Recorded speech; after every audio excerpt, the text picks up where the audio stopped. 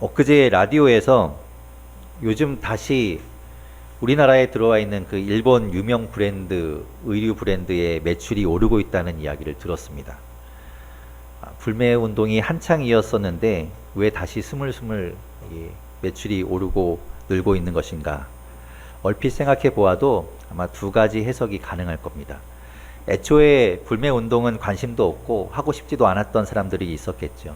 사람들의 눈치가 보여서 매국노라는 비난을 들을까봐 구매를 미루고 있다가 이제 슬슬 여론이 잠잠하니까 다시 마음 놓고 구매를 하는 사람들이 있을 겁니다. 아무리 언론과 SNS에서 불매 운동이 확산되고 커다란 물결이 되었다고 하더라도 쓸데없는 올고듬을 지키고 있는 사람들이 있다는 것이죠. 저는 이미 오래전부터 그 전부터 그 브랜드를 구매하지 않기로 결정하고 그렇게 있었지만, 그래서 매장에 갈 일이 없어서 실제로 어땠는지를 잘 체감할 수 없었는데, 그러다가 불매 운동이 한창일 때 어느 날 백화점에 갔다가 엘리베이터를 타게 되었습니다. 그런데 아무렇지도 않게 그 브랜드의 쇼핑백을 들고 탄 분을 한번 보게 되었죠. 그 백을 이렇게 보다가 저게 그 브랜드 옷인데 저걸 구입하셨나 보네 라는 생각이 들면서 자연스럽게 얼굴을 보게 되었습니다. 이런 시국에도 사람들이 막 이렇게 비난하는데도 저 옷을 사는 분은 어떤 표정을 짓고 있을까, 그것이 궁금했습니다. 보니까 굉장히 젊고 평범해 보이는 분이었는데 전혀 거리낌 없이 당당하게 들고 있었습니다. 분명 그분 쪽에서 느끼는 저의 시선은 따가웠겠죠. 혹시나 그런 마음이 들었을 겁니다. 왜 나를 이렇게 쳐다보나 라는 생각이 들었을 텐데, 그렇게 따가운 시선 속에서 계속 그런 시선을 받다 보면 구매가 망설여지지 않았겠습니까? 좀 미뤄야 되겠다라는 생각을 했었겠죠. 하지만 시간이 지나면서 온통 매스컴은 한 사람에게로 집중이 되었습니다. 연일 쏟아지는 그런 많은 뉴스 때문에 사람들의 관심은 자연적으로 그분에게로 쏠리게 되었지요. 그 구매를 미루고 있던 분들은 안심이 되었을 겁니다. 이제는 사도 되겠다. 이제는 눈치 보지 않아도 되겠다. 그래서 마음 놓고 쇼핑을 즐길 수 있게 되었겠지요. 그런가 하면 불매 운동에 함께 참여했던 사람들 중에도 이전으로 돌아가는 사람들도 있을 겁니다. 더 이상 일본에 대한 소식이 잘 들려오지 않기 때문이죠. 파묻혀 버렸으니까. 이제 다 끝났나 싶기도 할 겁니다. 스스로 가졌던 처음의 그 굳은 결심이 어느새 시간이 지나면서 무뎌지고 있는 것이지요.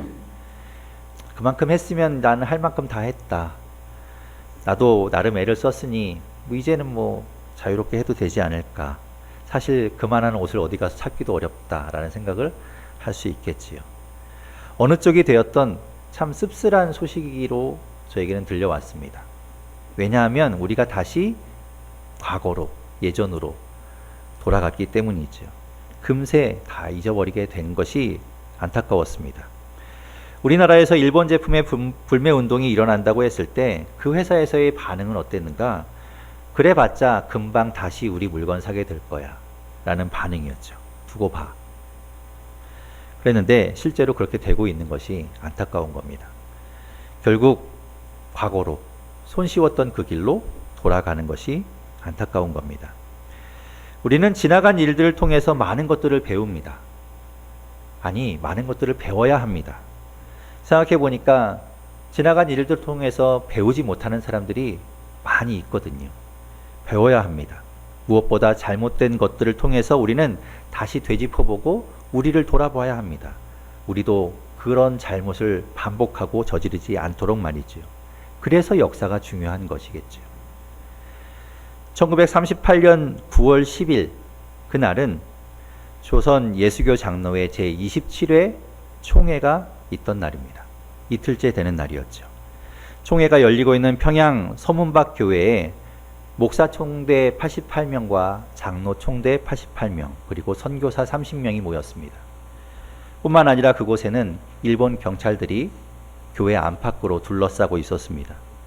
그 자리에서 평양 노회장이 신사 참배에 찬성하는 긴급 동의안을 제출합니다.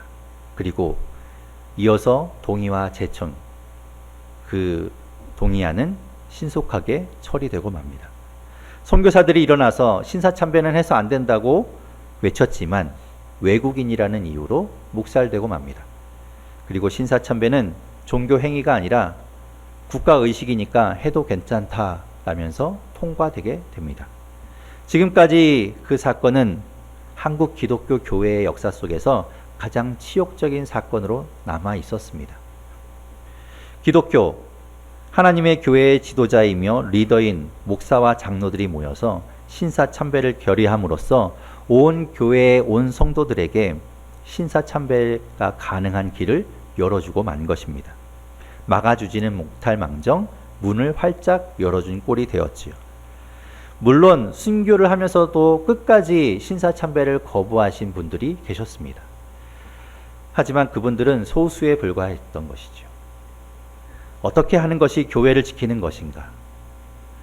교회가 없어지지 않도록, 교회가 문 닫지 않도록 타협하고 굴복해야 하는 것인가?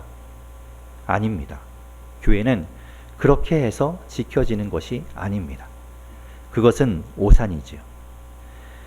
지난주에도 말씀드렸지만 이번 대한예수교 장로회 통합교단 제104회 총회에서 명성교회의 부자 세습이 통과되었습니다. 이 사건은 1938년 신사참배 결의보다 훨씬 더 치욕스러운 사건으로 남게 될 겁니다. 왜냐하면 이 사건은 총과 칼, 그 무력이 아닌 돈의 권력 앞에 교회의 지도자들이 무릎을 꿇은 사건이기 때문에 그렇습니다. 그 결정은 한국 교회와 기독교를 위하는 일이 결코 아닙니다. 그런데 그들은 그것이 교회를 위하는 것이다 라고 이야기했습니다. 우리 교회는 이 사건을 계기로 해서 다시 한번 우리를 돌아보려고 합니다. 우리는 과연 어떤가? 우리의 마음을 다잡아야 하는 것이죠. 그들을 바라보면서, 그 잘못을 바라보면서 우리는 그런 잘못을 저지르지 않기로, 그리고 결단하고 그러지 않기 위해서 준비를 해야 되는 겁니다. 언제 우리도 하나님이 아닌 다른 것에 굴복해서는 안 되는 결정을 하게 될지 모르기 때문입니다. 우리도 사람이니까요. 하나님은 성경을 통해서 우리가 깨닫기를 원하고 계십니다. 단순히 이스라엘의 역사를 알기 원하는 것이 아니라 하나님은 성경을 통해서 하나님의 마음을 알기를 원하고 계시지요. 하나님이 택하신 백성인 이스라엘이 어떤 잘못을 저지르고 있었는지, 그리고 그 잘못에 하나님은 어떻게 반응하셨는지를 우리에게 보여주고 계십니다. 그러면서 하나님은 우리가 같은 반복의 잘못을 저지르지 않도록 말씀하고 계시는 것이죠.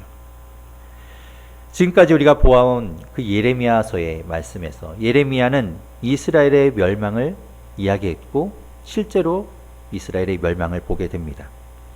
자신의 나라가 망하게 될 것을 다 알고 있으면서도 가만히 지켜보고만 있어야 하는 마음은 애가 탈 것입니다.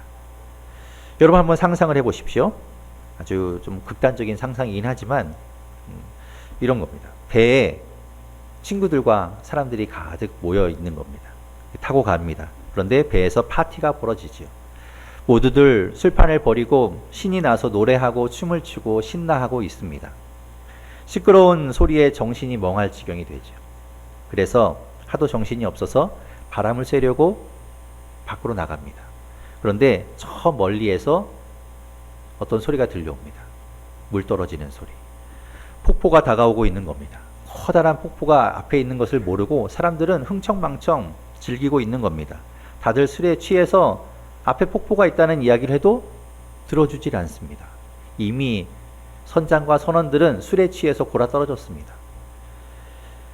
배는 점점 추락의 순간으로 가고 있는데 나만 그 사실을 알고 있는 겁니다. 사람들한테 이야기해도 아무도 듣지 않고, 그렇다고 어떤 손을 쓸 수도 없는 그런 상황에 놓여 있다면 얼마나 애가 타겠습니까? 예레미야가 딱 그런 심정에 있는 것이죠. 그래서 쓰여진 책이 바로 슬픔의 책 예레미야 애가입니다. 5장으로 구성된 이 예레미야 애가는 우리가 잘 보기가 어려운 책입니다. 그 앞뒤로 워낙 큰 책이 있기 때문에 자칫 이렇게 넘기다 보면 휙 넘어가 버리는 그 정도의 짧은 책입니다. 이 예레미야 애가는 절망으로 슬퍼하는 것으로 시작해서 5장에 가서는 다시 하나님께 돌아가는 것으로 끝을 맺게 됩니다. 그리고 이 각 장을 보게 되면 3장을 제외한 나머지 장들은 모두 22절로 되어 있습니다. 그 이야기는 히브리 알파벳을 가지고 한 절 한 절을 썼다는 겁니다. 그리고 3장은 66절로 되어 있는데 이것은 세 절마다 알파벳 수로 구성되어 있는 것이죠. 그러니까 예레미야 예가를 잘 보게 되면 이스라엘이 망해가고 있는 그 슬픔을 보고, 망한 그 슬픔을 보고, 그 슬픔을 나타낼 때 정말 주체할 수 없는 슬픔, 주체할 수 없는 감정을 가지고 있었음에도 불구하고 한 글자 한 글자 자신의 언어를 가지고 아픈 마음, 슬픈 마음을 시로 담아내고 있는 겁니다. 화려하고 웅장했던 예루살렘 성이 완전히 무너져 내렸습니다. 성벽은 다 무너졌고 성문은 불에 타서 없어졌습니다. 왕도 지도자들도 모두 바벨론으로 끌려가고 사람들은 죽거나 뿔뿔이 흩어졌습니다. 정말 다 망해버린 것이죠. 예루살렘은 이스라엘에게 아주 특별한 의미가 있는 곳입니다. 단순히 한 나라의 수도로서의 의미, 그것도 물론 중요하지만 종교적인 의미가 더 크게 있는 곳입니다. 예루살렘은 지리적, 지형적으로 정복하기 쉬운 그런 형태의 도시가 아닙니다. 사무엘하 5장 6절에서는 다윗이 예루살렘 성을 공격하고 정복하는 이야기가 나옵니다. 제가 사무엘하 5장 6절 말씀을 읽어보겠습니다. 이렇게 기록하고 있습니다. 왕과 그의 부하들이 예루살렘으로 가서 그 땅 주민 여부수 사람을 치려하매 그 사람들이 다윗에게 이르되 내가 결코 이리로 들어오지 못하리라. 맹인과 다리 저는 자라도 너를 물리치리라 하니 그들 생각에는 다윗이 이리로 들어오지 못하리라 함이나.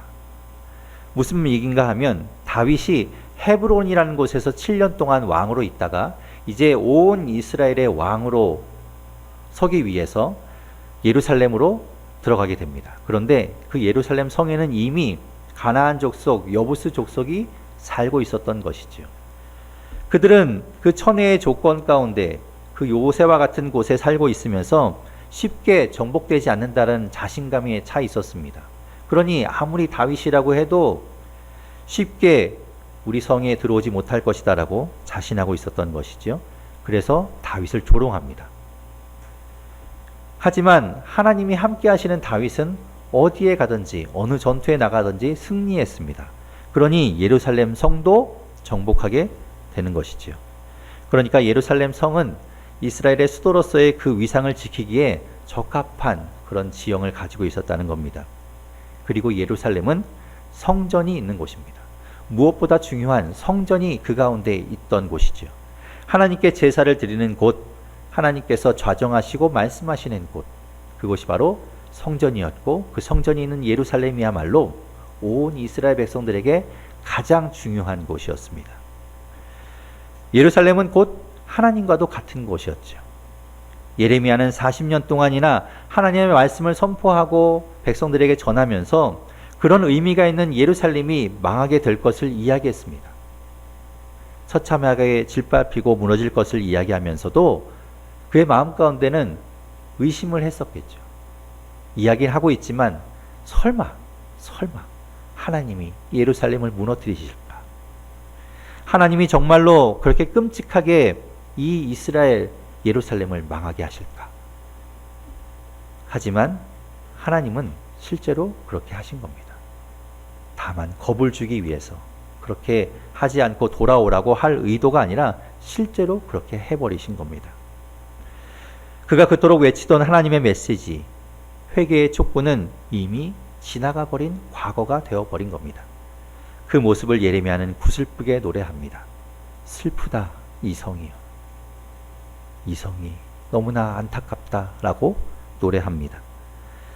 그렇게 예루살렘 성을 바라보면서 이렇게 탄식했던 겁니다. 여러분, 주보 1면에 보면 교회의 사진이 있습니다. 제가 교회가 참 처량하기는 어려운데 교회가 참 처량하고 황량한 느낌이 드는 교회의 사진이 있을까라고 찾다가 이 사진을 발견했습니다. 정확하게 이 교회가 어디에 있는지는 잘 모릅니다. 그런데 아이슬란드에 있는 교회라는 것만 알고 있는데 보시면 제가 이 사진을 이렇게 좀 잘라서 그렇지 원래 넓게 펴서 보면 정말 황량한 곳에 아무것도 없는 곳에 이 교회가 하나 딱 있습니다. 이 교회 사진을 보면서 왠지 이 교회가 생명도 없어 보이고 활기도 없어 보였습니다. 아무도 살지 않는 곳에, 아무도 사람이 없는 곳에 교회만 덩그러니 남아있는 곳. 그러면서 그 건물을 바라보는 그 사진을 보는데 이런 느낌이 들었습니다. 아, 이 교회가 죽은 것 같다. 이 교회가 슬프게 다가왔습니다. 저는 이 탄식이, 이 예레미야의 탄식이 오늘날 우리 교회를 바라보는, 그래서 우리 교회를 향한 탄식이 되지 않기를 바랍니다. 하지만 우리가 교회를 제대로 세우지 않는다면 끝내 우리도 이런 탄식을 하게 될 겁니다. 교회를 바라보면서 슬프다, 이 교회요. 그렇게 우리는 오늘 말씀에서 교회의 위기를 다시 바라보고 다시 교회를 온전히 세우고 지켜나갈 수 있기를 바랍니다. 그것을 오늘 발견하려는 것이지요. 오늘 본문 1절과 2절에 이렇게 말씀하고 있습니다. 오늘 본문 1절, 2절 같이 한번 읽어보겠습니다. 함께 읽겠습니다. 시작. 슬프다 이 성이여,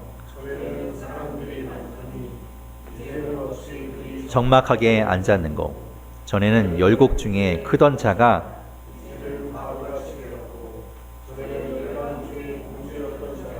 이제는 강제 노동을 하는 자가 되었도다. 밤에는 슬피 우니 눈물이 뺨에 흐르며 사랑하던 자들 중에 그에게 위로하는 자가 없고 친구들도 다 배반하여 원수들이 되었도다. 폐허가 된 예루살렘, 그 예루살렘 성의 사람들의 모습은 보이지 않습니다. 버려진 예루살렘 성, 예전에는 으뜸이었던 그 예루살렘 성이 이제는 처량한 신세가 되어버렸습니다. 고귀하고 사랑과 존경을 받던 예루살렘이 이제는 노예의 신세가 되어서 가장 밑바닥까지 떨어져 버린 겁니다. 친구마저도 떠나고 오히려 그 친구가 등을 돌린 원수지간이 되어버린 겁니다. 저는 이 예루살렘 성의 모습이 앞으로 우리가 맡게 될 교회의 모습이 되면 어떠나 싶어서 끔찍하고 섬뜩했습니다. 이 말씀을 교회로 바꿔보면 이런 거죠. 슬프다 이 교회요. 전에는 사람들이 많더니 이제는 어찌 그리 적막하게 앉았는고, 전에는 열국 중에 크던 자가 이제는 과부같이 되었고, 전에는 열방 중에 공주였던 자가 이제는 강제 노동을 하는 자가 되었도다. 밤에는 슬피 우니 눈물이 뺨에 흐르며 사랑하던 자들 중에 그에게 위로하는 자가 없고 친구들도 다 배반하여 원수들이 되었도다. 교회가 이렇다면 얼마나 슬픈 일이겠습니까? 첫 번째로 오늘 말씀에서 우리가 알아야 하는 것은 교회의 무너짐은 어떻게 나타나는가 하는 겁니다. 오늘 우리가 읽은 1절, 2절의 말씀에서처럼 교회의 무너짐은 교회에서 사람들이 떠나고 교회가 볼품없는 신세가 되는 겁니다. 교회는 십자가가 달린 건물만을 이야기하는 것이 아닙니다. 하나님의 자녀들, 그들이 모여있는 그 모임이 바로 교회이지요. 그런 교회를 등진 사람들이 오히려 교회에 돌을 던지고 공격하는 원수가 되는 겁니다. 그것이 바로 교회의 무너짐에 나타나는 형상인 것이죠. 얼마나 안타까운 일인지 모릅니다. 한때 우리나라의 교회는 부흥기를 보냈었습니다. 어려운 시절에 천막만 치고 십자가만 걸기만 하면 사람들이 모여들었습니다. 왜냐하면 교회가 그들의 어려운 삶의 유일한 소망이었기 때문이죠. 그들과 함께 어려움을 헤쳐나가는 동행이 되었기 때문입니다. 교회는 세상과 달랐던 것입니다. 사람들은 말씀을 듣기 위해서, 그 소망의 생명의 말씀을 듣기 위해서 교회에 모여들었고 하나님께 기도하기 위해서 교회에 모였습니다. 지금은 어떻습니까? 점점 교회를 떠나는 사람들이 늘고 있습니다. 우리 교단뿐만 아니라 기독교의 모든 교단들이 점점점 줄어들고 있습니다. 교회가 버림받고 처량한 신세가 되어가고 있는 겁니다. 이대로 가다가는 정말 그렇게 되고 말 겁니다. 왜 그렇습니까? 교회는 세상의 소망이 되어야 하는데 그렇지 못한 겁니다.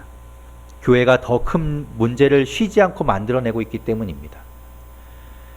교회가 세상과 다른 것이어야 하는데 세상과 너무나 닮아서 굳이 교회에 올 필요가 없어져 버린 겁니다. 교회의 규모를 그리워하고 교회의 숫자를 부러워하고 그것을 다시 일으키자라고 이야기하는 것이 아닙니다. 그저 교회가 원래의 제 역할을 못하고 있는 것이 안타까워서 드리는 말씀인 겁니다. 그러면 어쩌다가 교회가 이렇게 되었을까? 어떻게 해야 할까? 우리가 그것을 봐야 하겠지요. 계속해서 3절과 4절은 이렇게 말씀합니다. 오늘 본문 3절, 4절 같이 읽어보겠습니다. 함께 읽겠습니다. 시작. 유다는 환난과 많은 고난 가운데 사로잡혀 갔도다.